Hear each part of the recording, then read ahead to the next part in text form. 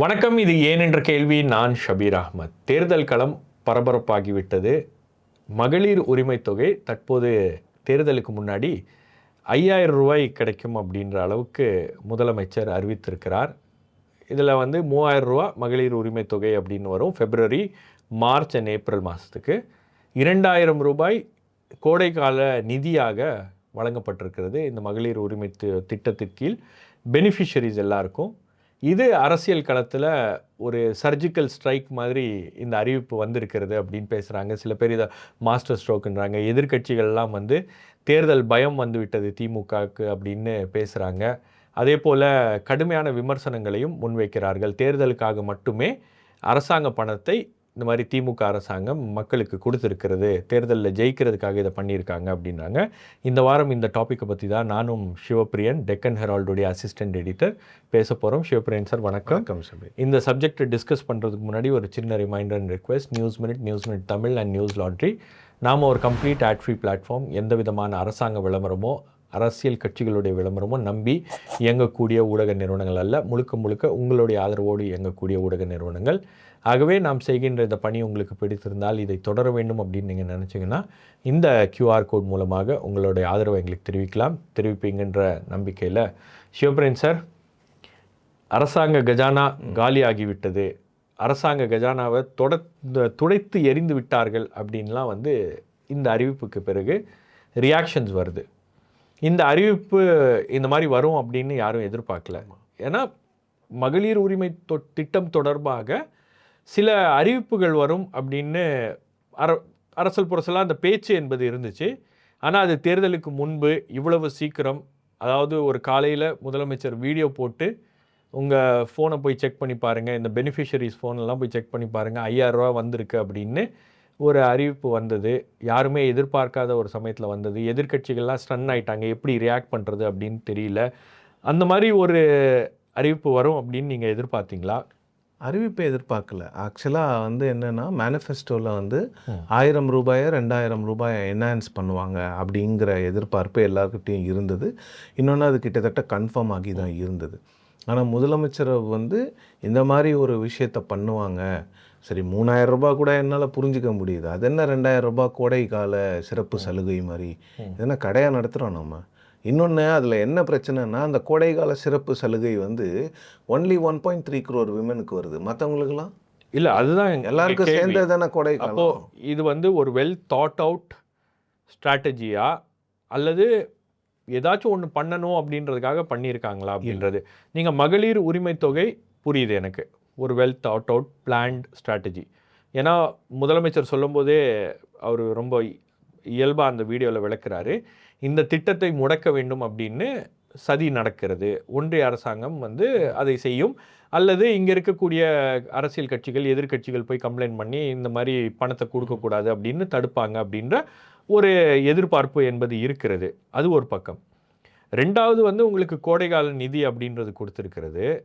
1,30,00,000 பேருக்கு மட்டும்தான் அப்படின்னும் போது அவங்க மட்டும்தான் கோடை காலத்தில் பாதிக்கப்பட போகிறாங்களா அப்படின்ற கேள்வி. அதுதான். அப்போ நீங்கள் பெண்கள் எல்லாரும் பாதிக்கப்படுவாங்க, அப்புறம் ஆண்கள் பாதிக்கப்பட மாட்டாங்களா அப்படின்னு கேட்பாங்க, மாணவர்கள் பாதிக்கப்பட மாட்டாங்களான்னு கேட்பாங்க.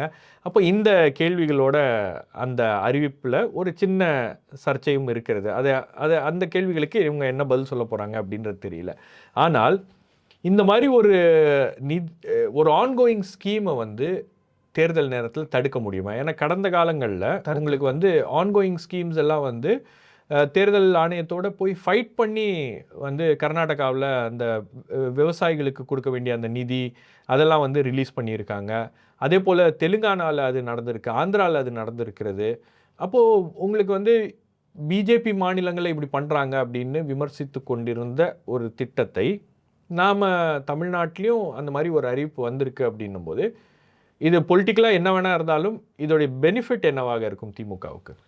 திமுகவுக்கு பெனிஃபிட் இருக்கும், இல்லைன்னு நிச்சயமாக சொல்லவே முடியாது. கண்டிப்பாக பெனிஃபிட் இருக்கும். இதில் நம்ம கேட்க வேண்டிய கேள்விகள் என்னென்னா, இது ஆன்கோயிங் ஸ்கீம் தான், பிஜேபி முட்டுக்கட்டை போடணும்னு நினச்சாங்கன்னா போடலாம், அதெல்லாம் ஒரு பக்கம். பட் டிஎம்கே ஏதாவது ஒரு பிக் பேங் அனௌன்ஸ்மெண்ட் பண்ணணும் அப்படிங்கிறதுக்காக இந்த விஷயத்தை சூஸ் பண்ணியிருக்கிறாங்க. They wanted a big bang announcement and they wanted a momentum in favour of them. இப்போ கூட்டணி பிரச்சனை, சர்ச்சை இதெல்லாம் இருக்கும் பொழுது ஒரு மொமெண்டம் வேணும். ஏன்னா 17ஆம் தேதி அவங்க வந்து இடைக்கால பட்ஜெட் தாக்கல் பண்ண போகிறாங்க. இடைக்கால பட்ஜெட் தாக்கல் பண்ணும்போது இந்த அனௌன்ஸ்மெண்ட் வந்திருக்கலாம், ஆனால் அவங்க அதில் தவிர்த்துட்டாங்க. ஏன்னா அந்த கன்வென்ஷனில் மாற்ற விரும்பலை. ஸோ இன்னொரு விஷயம் என்னென்னா, தேர்தல் அறிவிப்பு எப்போ வரும்னு தெரியாது. ஸோ திடீர்னு வந்துருச்சுன்னா அதுக்கப்புறம் இந்த 3 மாதத்து தடைப்பட்டுருமோங்கிறதுக்காக அதுக்கு ஒரு 10 நாளைக்கு முன்னாலே கொடுத்து ஒரு மொமெண்டத்தை க்ரியேட் பண்ணுறது தான் இதனுடைய வேலை. அப்புறம் அந்த கோடைக்கால நிதி அப்படிங்கிறது ஏன் இவங்களுக்கு மட்டும் கொடுத்துருக்காங்கன்னு நான் நினைக்கிறேன்னா, இது மட்டும்தான் டைரக்ட் பெனிஃபிட் ட்ரான்ஸ்ஃபர். இப்போ நீங்கள் எல்லாருக்கும் கொடுக்கணுன்னா எல்லாரோடைய அக்கௌண்ட்டும் கவர்மெண்ட் கிட்டே இல்லை, அது ரேஷன் கார்டில் கொடுக்கணும். நீங்கள் இப்போது அவங்க ரொம்ப, நான் ஏன் வெல் தாட் அவுட்டுங்கிறேன்னா, ட்ரான்ஸ்ஃபர் பண்ணிவிட்டு சொல்கிறாங்க. சொல்லிவிட்டு ட்ரான்ஸ்ஃபர் பண்ணால் யாராவது கோர்ட்டுக்கு போயிடுவாங்க, அதுக்குள்ளே கூட ஏதாவது பிரச்சனை வந்துருங்கிறதுக்காக நீங்கள் இப்போ ட்ரான்ஸ்ஃபர் பண்ணப்பட்ட பணத்தை நீங்கள் வந்து திருப்பி வாங்கவே முடியாது. எப்படி வாங்குவீங்க? என்னென்னு வாங்குவீங்க? வாங்கினா யாருக்கு கெட்ட பேர்? அது எதிர்கட்சிகளுக்கு தான் பெரிய கெட்ட பேர் வரும். இதை எதிர்த்து யாரும் உயர்நீதிமன்றத்துக்கு எந்த கட்சியும் போகாது. இங்கே அரசியல் ரீதியாக இது சரியாக தவறாங்கிறத விட இது வந்து ஒரு சரியான நடைமுறையில், ஒரு சரியான பாதையில் அரசியல் கட்சிகள் பயணிக்கிறதா அப்படிங்கிற கேள்வி தான் இங்கே பிரதானம். ஸோ அந்த கேள்விக்கு என்ன ஜஸ்டிஃபிகேஷன்? நீங்கள் வந்து நான் பதில் சொல்கிறேன். இல்லை, நான் கேட்டுறேன். அதுக்கு முன்னாடி பீகாரில் நிதிஷ்குமார் 10,000 ரூபா கொடுக்கும்போது, பீகாரில் காங்கிரஸ் ஆர்ஜேடி கூட்டணி தோல்வி அடைந்ததுக்கு மிக முக்கியமான காரணம் வந்து இந்த மாதிரி பணம் கொடுத்தது. அரசாங்க பணத்தை நீங்கள் வந்து தேர்தலுக்காக பயன்படுத்துகிறீர்கள். மகாராஷ்டிராவில் கொடுக்கும்போது அதே தான் சொன்னாங்க. ஜார்க்கண்டில் கொடுக்கும்போது, மத்திய பிரதேஷில் உங்களுக்கு வந்து காங்கிரஸ் ஜெயிக்கிற மாதிரி இருந்த அந்த தேர்தலில் சிவராஜ் சிங் சௌஹான் முதலமைச்சராக இருக்கும்போது இந்த லாட்கி பெஹ்னா அப்படின்ற அந்த ஸ்கீமை கொடுத்தாரு. இப்போ அஸ்ஸாமில் கிட்டத்தட்ட ஒரு 48 லட்சம் பேருக்கு அவங்க வந்து பணம் என்பது கொடுத்துருக்கிறார்கள். அதே மாதிரி உங்களுக்கு பார்த்திங்கன்னா உங்களுக்கு ஹரியானாவில் அதை செய்தார்கள். அப்போ எல்லா இடத்துலையும் வந்து ஒரு இன்கம்பென்ட் கவர்மெண்ட்டுக்கு ஒரு அப்பர் ஹேண்ட் இருக்குது இல்லையா? அப்போ இது லெவல் பிளேயிங் ஃபீல்டாக வராது இல்லையா? ஒரு தேர்தல் சமயத்தில் இந்த மாதிரியான ஒரு நடைமுறை, இந்த மாதிரியான ஒரு திட்டங்கள் மூலமாக நீங்கள் வந்து டைரக்ட் பெனிஃபிஷரிஸாக மக்களுடைய அக்கௌண்ட்லேயே போய் நீங்கள் பணம் போடுறீங்க அப்படின்னும்போது இது சரியான விஷயமா அப்படின்றதானே? Ethically whether it is right? எத்திக்கல்லாம் கிடையாது ஷமீர். பாலிட்டிக்ஸில் எத்திக்ஸ் எல்லாம் நீங்கள் பார்க்க முடியாது. இது நியாயமானு பார்த்தீங்கன்னா, இது வந்து ஜென்யூன் ஸ்கீமானு பார்த்தீங்கன்னா, ஆமாம் ஜென்யூன் ஸ்கீம் 2.5 வருஷமாக நடந்துக்கிட்டு வருது. ஸோ ஃபெப்ரவரி, ஏப்ரல், மே கூட என்னால் புரிஞ்சிக்க முடியுது. ஏப்ரல், ஃபெப்ரவரி, மார்ச், ஏப்ரல் கூட புரிஞ்சிக்க முடியுது. நான் என்ன நினைக்கிறேன்னா, கவர்மெண்ட்டில் இருக்கிறவங்க என்ன திங்க் பண்ணியிருக்காங்கன்னா, மக்களுடைய சைக்காலஜி எப்படி இருக்கும்னா, நீங்கள் இந்த 3 மாதம் பணத்தை முன்னால் போட்டிங்கன்னா, 3 மாதம் பணம் தானே போட்டிருக்காங்க, எக்ஸ்ட்ராவாக போட்டிருக்காங்க. ஸோ அவங்கள குஷிப்படுத்தணும். எக்ஸ்ட்ராவாக ஒரு 2,000 போட்டோம்னா அந்த மக்கள்லாம் குஷி ஆகிடுவாங்க அப்படிங்கிற ஒரு எண்ணம் முழுக்க தேர்தலுக்காக, மக்களினுடைய வாக்குகளை பெறுவதற்காக செய்யப்பட்ட ஒரு ஸ்கீம் தான். அதில் எந்த மாற்று கருத்தும் கிடையாது. இதில் என்னன்னா, அவங்க அது வந்து ஒரு நிர்பந்தம் இருக்கிறதா? இந்த மாதிரி பண்ணணும், ஒரு பிக் பேங் அனௌன்ஸ்மெண்ட் கொடுக்க வேண்டிய ஒரு கட்டாயம் திமுகவுக்கு ஏற்பட்டிருக்கிறதா? அல்லது களம் அப்படி மாறி இருக்கிறதா? இந்த மாதிரி சடனாக ஒரு அனௌன்ஸ்மெண்ட்டை பண்ணி அப்படியே எல்லாத்தையும் ரீசெட் பண்ணி மக்கள்லாம் வந்து ஒரு மாதிரி ஷாக் ஆகிற அளவுக்கு, எதிர்கட்சிகள்லாம் ஸ்டன் ஆகிற அளவுக்கு ஒரு அனௌன்ஸ்மெண்ட் பண்ணி ஒரு விஷயத்தை நம்ம பண்ணோம் அப்படின்ற ஒரு கட்டாயம் ஏன் ஏற்பட்டது? கட்டாயம்ங்கிறது இல்லை ஷபீர், அதை நான் கட்டாயமாக பார்க்கல. அவங்களுக்கு வந்து இந்த போல் பேட்டில் வந்து நாங்கள் தான் முன்னணியில் இருக்கிறோம், எங்களை யாரும் வீழ்த்த முடியாதுன்னு சொல்ல வேண்டிய ஒரு அரசியல் மெசேஜ் தான் அது. அது பெரிய கணக்கு தான், அரசியல் கணக்கு தான். அதை வந்து இப்போ டிஎம்கே மீது நாம் எழுப்ப வேண்டிய கேள்வி என்னென்னா, வெளி மாநிலங்களில் பாஜக கொடுக்கும்போது தவறுன்னு சொல்லிட்டு நீங்கள் இன்றைக்கி அதை கொடுக்கும்போது நீங்கள் அதை மாஸ்டர் ஸ்ட்ரோக்குன்னு சொல்கிறீங்களே அப்படிங்கிறது தான். அந்த கேள்வியை திமுக மீது நிச்சயமாக எழுப்பப்பட வேணும். ஆனால் இது என்னன்னா, இந்த ஸ்கீம் ஏன் 1000 ரூபாய் ஸ்கீம் ஏன் எல்லா இடத்துலையும், இந்த மகளிருக்கு கொடுக்குற ஸ்கீம் ஏன் ஒர்க் அவுட் ஆகுது? இன்னொன்று, அது ஏன் வந்து இன்கம்பென்ட் கவர்மெண்ட்ஸை திருப்பி கொண்டு வருதுன்னு பார்த்தீங்கன்னா, இது என்னுடைய அண்டர்ஸ்டாண்டிங் தான். இதுக்கு சயின்டிஃபிக் ஸ்டடீஸ்லாம் எதுவும் கிடையாது. மக்களை பொறுத்த வரைக்கும் நீங்கள் பார்த்தீங்கன்னா, இப்போ எனக்கும் உங்களுக்குமே எடுத்துக்கோங்களேன், இப்போ மாதம் அவங்களுக்கு 1000 ரூபாய் வருது. இப்போ திமுகவை பொறுத்த வரைக்கும் 2023 செப்டம்பரில் கொடுக்க ஆரம்பித்தாங்க. ஒரு 2.5 வருஷமாக கொடுத்துக்கிட்டு இருக்காங்க. இப்போ அந்த 1000 ரூபாய் வாங்குறவங்க அந்த 1000 ரூபாய்க்கு ஏதாவது ஒரு செலவு கண்டுபிடிச்சிருப்பாங்கல்ல, இல்லை ஏற்கனவே இல்லாத செலவை ஒன்று புதுசாக உருவாக்கியிருப்பாங்க, இல்லை ஏற்கனவே இருந்த செலவுக்கு இந்த பணத்தை டைவர்ட் பண்ணுவாங்க. இப்போ அவங்க என்னென்னா ஏப்ரல் மாதம் ஓட்டு போடும்போது அடுத்த மாதம் இந்த காசு வருமா வராதா அப்படிங்கிற அந்த கேள்வி வரும்பொழுது அந்த நான் 1000 ரூபாய் கொடுக்குறேன், இந்த 1000 2000 ரூபாய் இல்லைன்னு சொன்னாலும் கூட அந்த 1000 ரூபாய் வரணுங்கிறவங்க 1000 ரூபாய் கொடுக்குறவங்களுக்கு போய் போடுவாங்க. நான் இங்கே கட்சியே எடுக்கலை, மகாராஷ்டிராலேயும் அதே தான், எல்லா இடத்துலையும் அதே தான். அந்த கட்சி வருமா, அந்த கட்சிக்கு ஓட்டு போடுறேன் அப்படின்னு தயாராகிடுவாங்க. ஏன்னா அவங்களுக்கு அந்த 1000 ரூபாய் வேணும். இப்போ ஒரு பூ கட்டுறாங்கன்னு வச்சுக்கோங்களேன், ஒரு அக்கா, அந்த அக்காவுக்கு 1000 ரூபாய்க்கு ஏதாவது ஒரு செலவு கண்டுபிடிச்சிருப்பாங்க. அந்த மே மாதம் அந்த 1000 ரூபாய் வரலன்னா அந்த அக்கா அந்த 1000 ரூபாயை சம்பாதிக்கணும். ஏன்னா அந்த செலவுங்கிறது ஒன்று வந்துருச்சு. அந்த செலவுக்கு அவங்க 1000 ரூபாய் எக்ஸ்ட்ரா தேடி போவாங்களா? அதுக்கு சோம்பேறித்தனம் கிடையாது. அவங்க அதுக்காக பயங்கரமாக உழைக்கணும் இன்னொரு 1000 ரூபாய்க்கு. ஸோ இது வருது, நான் அந்த கட்சிக்கு ஓட்டு போடுறேன் அக்ராஸ் த போர்டு. இன்னொன்று, அதே 1000 2000 ரூபாய் மாதம் வரப்போகுது இந்த ஆட்சி வந்தா அப்படின்னும் போது அவங்க ஏன் ஓட்டு போட மாட்டாங்க? இந்த சைக்காலஜியை தெரிஞ்சு வச்சுக்கிட்டு தான் எல்லா கட்சிகளுக்குமே இன்க்ளூடிங் காங்கிரஸ் இந்த டைரக்ட் பெனிஃபிட் ட்ரான்ஸ்ஃபரை வந்து அவ்வளவு பெரிய ஓட் கன்வெர்ட்டிங் மிஷினாக யூஸ் பண்ணுறாங்கன்னு நான் சொல்லுவேன். It's a vote converting machine. ஏன்னா நீங்கள் விமெனுக்கு மட்டும் கொடுக்கும் பொழுது மோஸ்ட் ஆஃப் த ஹவுசஸில் விமென் தான் வந்து ஹவுஸ் ஹோல்டை ரன் பண்ணுறாங்க. என்ன தான் ஹஸ்பண்ட் நிறைய இடங்களில் விமென் ஒர்க் பண்ணலன்னாலும் மெஜாரிட்டி ஆஃப் த ஹவுஸ் ஹோல்ட்ஸில், எஸ்பெஷலி நீங்கள் வந்து ரூரல் ஹவுஸ் ஹோல்ட்ஸ்லலாம் போனீங்கன்னா எல்லா ஸ்டேட்லேயும், நான் குறிப்பிட்டு நம்ம ஸ்டேட்டில் சொல்கிறேன்னே, நிறைய இடங்களில் வந்து it is women who run the families. அவங்களுக்கு வந்து இந்த 1000 ரூபாய்ங்கிறது வந்து அவங்களுக்கு ஒரு செலவு வச்சுருப்பாங்க. பசங்களுக்கு 1000 ரூபாய் வருது, பெண்களுக்கு 1000 ரூபாய் வருது, இதெல்லாம் சேர்த்து ஒரு செலவு வச்சுருப்பாங்க. இப்போ இந்த 1000 ரூபாய்க்கு அவங்க செலவு, நாளைக்கு இந்த காசு வரலன்னா அந்த 1000 ரூபாய் எங்கேருந்து ஈடு கட்டுறதுங்கிறதுக்காக போடுறதுக்கான வாய்ப்புகள் இருக்கிறது. 2000 வரும்போது அந்த இம்பேக்ட் வந்து அதிகமாகுது. So 2000 rupees per month is not a small amount. இது அவங்களுடைய சைக்காலஜி. இந்த சைக்காலஜியை தெரிஞ்சுக்கிட்டு தான் எல்லா கட்சிகளும் இந்த மகளிர் உரிமை தொகைன்னு இவங்க சொல்கிறாங்க. ஒவ்வொரு மாநிலத்தில் ஒவ்வொரு பேர் அதுக்கு இருக்குது.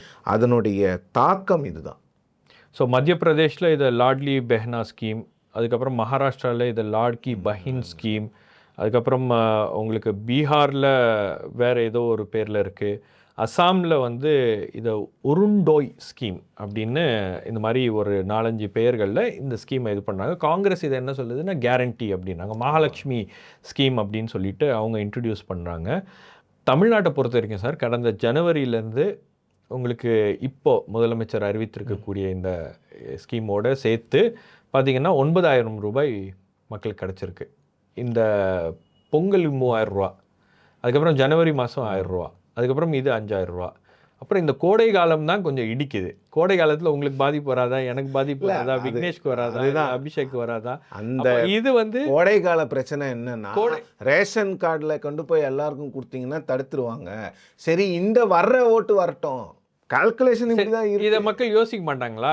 இப்போ இந்த ஸ்கீம் வந்து என்ரோல் பண்ணவங்க, இந்த ஸ்கீமில் ஆல்ரெடி முதல்ல என்ன சொன்னாங்க, எல்லா குடும்ப தலைவிகளுக்கும் 1000 ரூபாய் அப்படின்னு சொல்லிட்டு போன முறை சொன்னாங்க.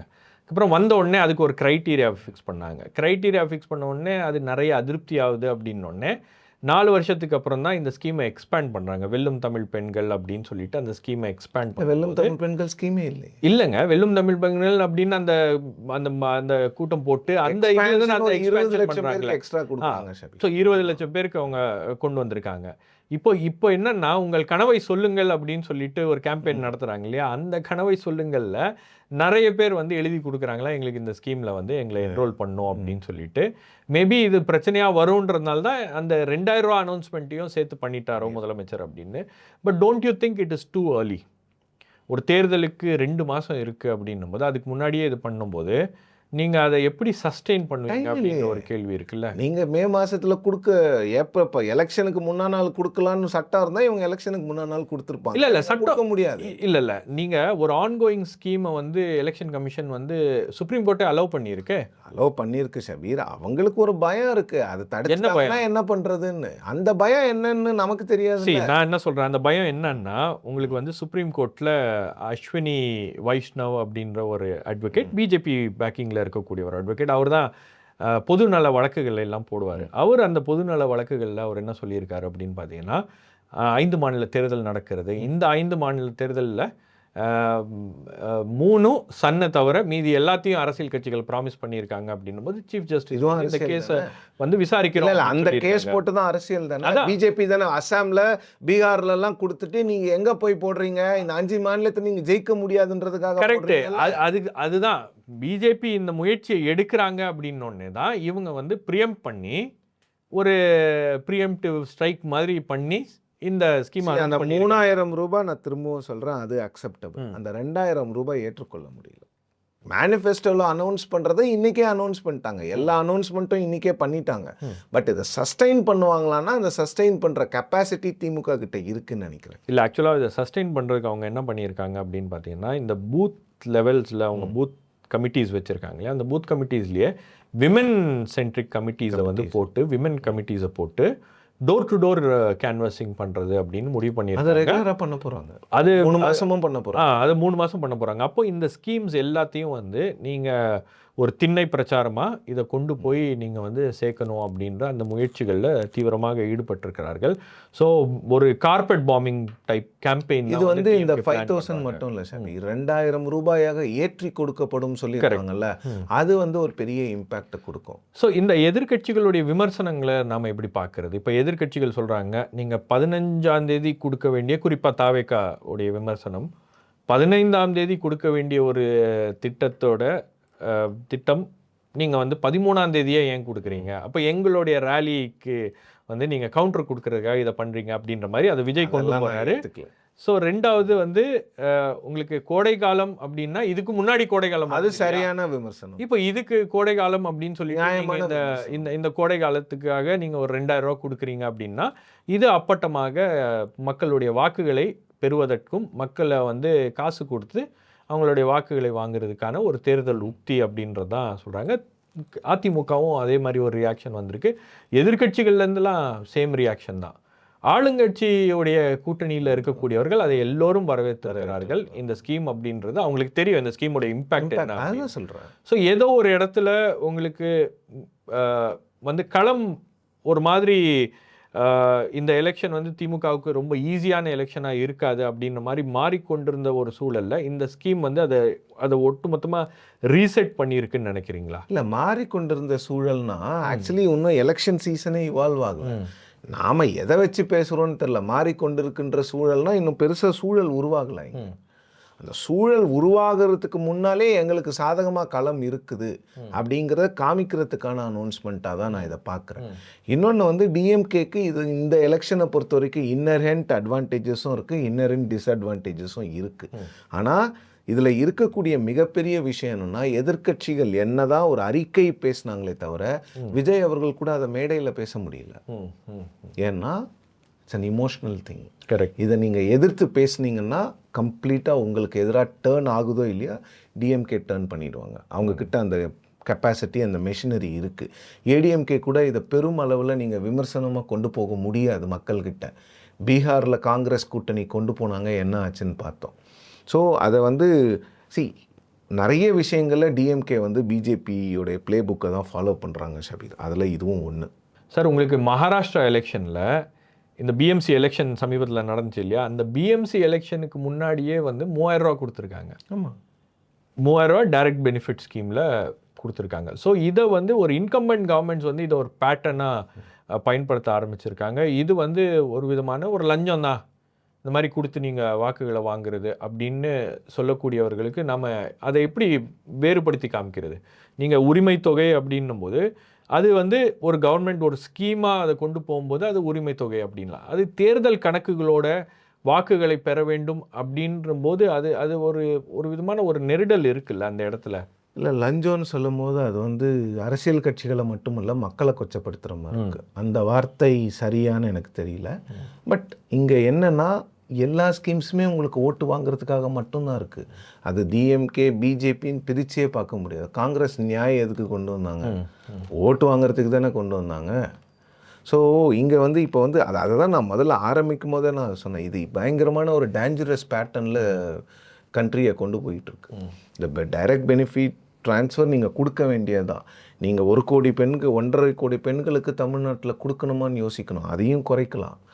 உண்மையிலே அந்த 1000 ரூபாய் யாருக்கு வந்து it will make a difference in their லைஃப்ஸோ அவங்களுக்கு மட்டும்தான் கொடுக்கணும். அதை இன்னும் டார்கெட் பண்ணணும். எல்லாருக்கும் எல்லாம்ன்றத எப்படி தெரியுமா தப்பாக புரிஞ்சுக்கிறாங்க? எது கொடுத்தாலும் எல்லாருக்கும் கொடுத்துருன்றாங்க. அப்படி கிடையாது. என்கிட்டேயும் ஷபீர்கிட்டேயும் இருக்கிற விஷயம் ஷபீருக்கோ இல்லை சிவப்பிரியன் வீட்லேயோ வேலை செய்கிறாங்க பாருங்கள், அவங்கக்கிட்டேயும் இருக்கணுன்றது தான் எல்லாருக்கும் எல்லாமும் அப்படின்றது. இவங்க என்னென்னா ஃபோன் கொடுத்தீங்கன்னா எல்லாருக்கும் ஃபோனை கொடு, பேனா கொடுத்தீங்கன்னா எல்லாருக்கும் பேனா கொடு. அப்படி இல்லை. இல்லாதவர்களுக்கு இருக்கிறவர்கள்கிட்ட என்ன இருக்கோ அதை கொண்டு போய் இல்லாதவங்ககிட்டையும் சேருங்கிறதா எல்லாருக்கும் எல்லாம். இது என்ன ஆகும்னா, இப்போ இந்த ஸ்கீமில் வந்து 6500 கோடி அடிஷ்னலுங்கிறாங்க. பட் அது இல்லை. ஏன்னா இந்த 1.5 கோடி இன்ட்டு 3 போட்டுக்கிட்டிங்கன்னா அது வழக்கமாக போகிறது. ஒரு 2500 கோடி எக்ஸ்ட்ராவாக இப்போ இந்த ஸ்கீமுக்காக எடுத்து கொடுத்துருக்காங்க. அது மட்டும் இல்லாமல் அடுத்த வருஷத்துலேருந்து கிட்டத்தட்ட 13,000 கோடி அடிஷ்னலாக, இப்போ டிஎம்கே பவருக்கு வந்துட்டாங்கன்னா 13,000 கோடி அடிஷ்னலாக அவங்களுக்கு இந்த ஸ்கீமுக்கு மட்டும் தேவைப்படும். அது எங்கேருந்து எடுப்பாங்க? ஒன்று கடன் வாங்குவாங்க, இல்லைன்னா ப்ராப்பர்ட்டி டேக்ஸு, எலக்ட்ரிசிட்டி பில்லு எல்லாத்தையும் ஏற்றி தான் அரசாங்கம் வந்து இதை வந்து ஈடுகட்ட முடியும். ஒன்று கடன் வாங்குவாங்க, இல்லை பில்ஸை ஏற்றுவாங்க. வேறு வழி இல்லை. ஏன்னா இதில் இன்னொரு பிரச்சனையும் இருக்குது. மாநில அரசுகளுக்கு மொத்த டாக்ஸேஷன் பவரையும் சென்ட்ரல் கவர்மெண்ட் எடுத்துகிட்டு போயிட்டாங்க. ஜிஎஸ்டி அப்படிங்கிற பேரில் தமிழ்நாட்டில் வந்து மேனுஃபேக்சரிங் ஸ்டேட்டுன்னு ஜிஎஸ்டி எதிர்த்தாங்க, ஒன்றும் பண்ண முடியல. ஸோ எல்லா டாக்ஸேஷன் பவர்ஸையும் அவங்க வேறு எடுத்துக்கிட்டு போயிட்டாங்க. அப்போ நீங்கள் என்ன பண்ணுவீங்க? திருப்பி இந்த பேர்டன் வந்து மக்கள் மேலே தான் வரும். ஸோ நம்ம ப்ராப்பர்ட்டி டேக்ஸு, மற்ற வரிகள், ப்ரொஃபஷனல் டேக்ஸ், அந்த டேக்ஸ், இந்த டேக்ஸ், எல்லாம் டேக்ஸு எல்லாத்தையும் வந்து நீங்கள் சென்ட்ரல் கவர்மெண்ட் செஸ் வேறு போடுறாங்க. எல்லாத்துக்கும் செஸ். ஆனால் அந்த செஸ் ஸ்டேட் கவர்மெண்ட்டுக்கு கொடுக்கறது கிடையாது. ஸோ அப்போ நிதி சுமை அதிகரிக்கும். அதே போல் மக்கள் மீது அந்த பாரமும் மக்கள் மீது பாரம் லேட்டாக வரும். மேபி எலெக்ஷன்லாம் ஆரம்பிச்சு 1 வருஷம் கழிச்சு கொடுக்கும். ஒரு வருஷத்துக்கு கடன் வாங்கிக்கலாம். ஸோ மேபி 29க்கு முன்னாடி கொஞ்சம் முன்னாடி வரும். 29 அப்போ கொஞ்சம் அது மறந்துடுவாங்க. எல்லாருக்குமே தெரியும். அது எல்லாமே பண்ணுவாங்க. என்ன ஆகுங்கிறது இப்போ வாங்குற மக்களுக்கு கூட அது பேர்டனாக வரும். பட் இதுக்கு சரியான பாதையா அப்படின்னா, இந்தியாவில் வந்து அன்ஃபார்ச்சுனேட்லி அரசியல் கட்சிகள் எல்லாம் ஒன்றா உட்காந்து இதை நாங்கள் பண்ண மாட்டோம், அதை பண்ணுவோங்கிற அந்த ஒரு புரிதல் இந்தியன் பாலிட்டிஷியன்ஸ் கிட்ட கிடையாது. அதனால் இது எங்கே கொண்டு போய் முடிய போகுதுன்னு தெரியல. இந்த மாதிரி ஒரு ஸ்கீம்ஸு இது எங்கே அதனால தான் நான் ரொம்ப தெளிவாக பேசுகிறேன். எல்லா இன்கம்பன்ட் கவர்மெண்ட்ஸும் இதை ஃபாலோ பண்ணுறாங்க. இப்போ பாருங்க, ஒரு 2028 காங்கிரஸ் பண்ணுவாங்க கர்நாடகா. இல்லை சார், ஒரு அன்ஃபேர் அட்வான்டேஜ் வந்து ஒரு எலக்டோரல் சிச்சுவேஷனில், ஒரு எலக்டோரல் சினாரியோவில், ஒரு லெவல் பிளேயிங் ஃபீல்டு இருக்க வேண்டிய ஒரு இடத்துல ஒரு அன்ஃபேர் அட்வான்டேஜ் வந்து இன்கம்பன்ட் கவர்மெண்ட்ஸுக்கும் ரூலிங் பார்ட்டிஸுக்கும் கிடைக்குது அப்படின்றது வந்து எப்படி அதை வந்து அது பீகாரில் கிடைச்சாலும் தப்பு, தமிழ்நாட்டில் கிடைச்சாலும் தப்பு. அவ்வளோதான். பாப்போம் சார், ஓட்டு வந்துடும். அதை வந்து உறுதிப்படுத்திட்டாரு திரு எம்.கே. ஸ்டாலின். மே மாதம் பேசலாம். பட் இதில் 50% ஓட்டு வந்தாலும் அது திமுகவுக்கு, அந்த கன்வெர்டபிலிட்டி 50% ஆனாலும் அது திமுகவுக்கு தானே லாபம். அவங்க அதெல்லாம் மனசில் வச்சு தான் பண்ணியிருக்காங்க Shabeer. But it will have an impact இல்லாமல்லாம் இருக்காது. சரி, நான் சொன்ன அந்த சைக்காலஜியை தான் எல்லாரும் பார்க்குறாங்க. அது நம்ம யோசிக்கணும்னு நினைக்கிறேன். மேபி உங்களுக்கு இந்த திமுகவுடைய மேனிஃபெஸ்டோவில் இப்போ லேப்டாப்லாம் கொடுத்துட்டாங்க. இப்போ வந்து டேப் கொடுப்பாங்கன்னு நினைக்கிறேன். அல்லது 11th 12th ஸ்டூடெண்ட் டேப் கொடுக்கறதுக்கு வாய்ப்பு இருக்குது அப்படின்னு சொல்கிறாங்க. மேபி இன்னும் கொஞ்சம் பிக் பேங்க் ஸ்கீம்ஸ் இருக்குன்னு நினைக்கிறேன். பாப்போம் சார், இது எங்கே போய் முடியுது அப்படின்னு. ரொம்ப நன்றி சார். நன்றி.